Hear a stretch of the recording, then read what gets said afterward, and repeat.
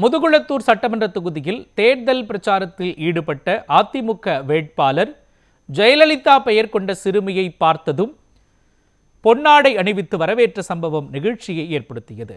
ராமநாதபுரம் மாவட்டம் முதுகுளத்தூர் சட்டமன்ற தொகுதியில் நடைபெற்று வரும் தேர்தல் பிரச்சாரத்தில் அதிமுக வேட்பாளர் மலேசியா எஸ் பாண்டி தீவிரமாக வாக்கு சேகரிப்பில் ஈடுபட்டு வருகிறார்.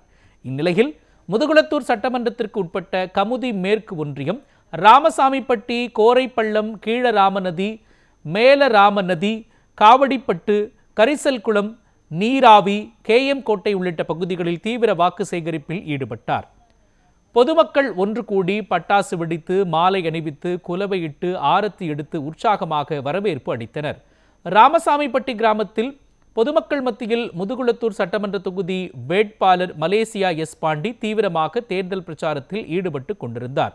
அப்பொழுது திமுகவிலிருந்து விலகிய நிர்வாகிகள் வேட்பாளர் முன்னிலையில் தங்களை அதிமுகவில் இணைத்துக் கொண்டனர். இதேபோல கோரைப்பள்ளம் கிராமத்தில் வாக்கு சேகரிக்க சென்றபொழுது ஜெயலலிதா பெயர் கொண்ட சிறுமியை கண்டதும் அதிமுக வேட்பாளர் முன்னாள் MLA மலேசியா எஸ் பாண்டி சிறுமிக்கு பொன்னாடை போர்த்தி வாழ்த்துகள் தெரிவித்தார்.